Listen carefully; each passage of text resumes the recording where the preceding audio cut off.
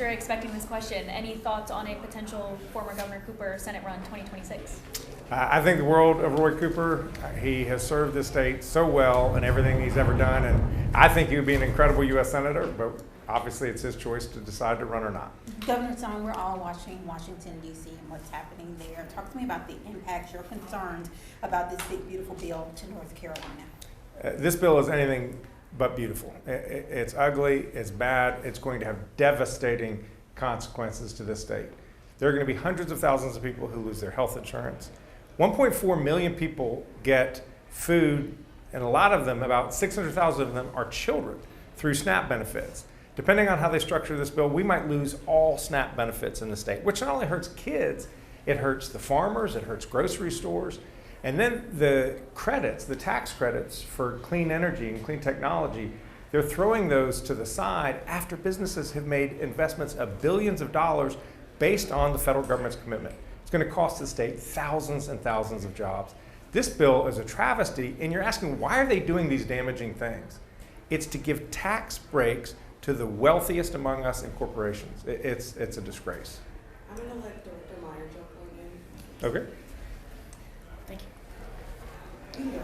On the cell phone bill, cell phones in schools, during session we heard some Democratic concerns about students having phones turned off in case of an emergency, if they really quickly need to contact a parent or something like that. Do you have concerns about that portion of the bill?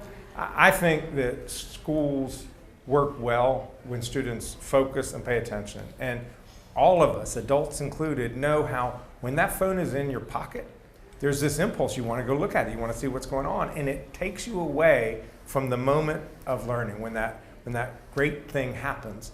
So we lived without cell phones as a world for millennia.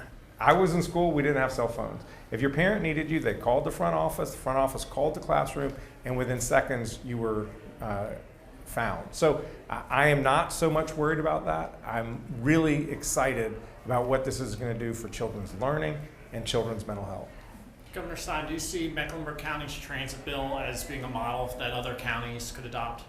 Well, Mecklenburg County is different in that it is one of the fastest growing counties, not only in North Carolina, but this country, $1.1 million. So their transportation needs are different, but I like the idea of a community deciding for itself, hey, this is the infrastructure we need, and this is how we're prepared to pay for it. We're not asking for the state to pay for it, we're asking for the state to give us permission to pay for it ourselves.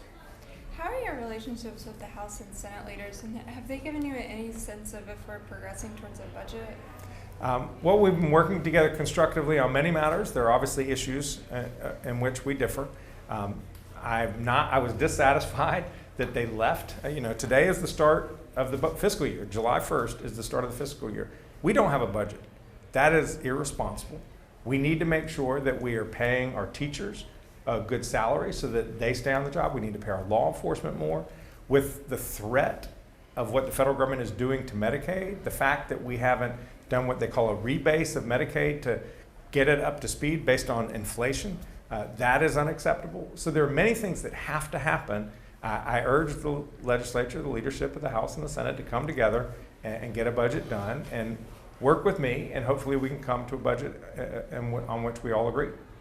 On the child care regulatory reform bill, it doesn't really address a lot about funding, and we've heard a lot from the child care industry and instructors about not making a living wage. How do we address that component of the industry? That is one other issue that the legislature has failed to act on by failing to pass a budget, which is giving more money to subsidize child care across the state, because it's just too expensive for working families to exist to pay for out of their own pockets. So when I commented about this bill, I said this is a good bill because it's going to take care of some regulatory changes that will make it easier to have more slots for child care, but it doesn't solve the fundamental math, the problem of financing child care.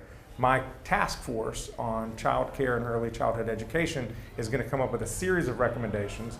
I'm eager to work with the General Assembly to find ways to pay for child care so that folks who want to go to work can go to work. Last question, and if anybody has any questions about the great OSHR bill, y'all can ask that too.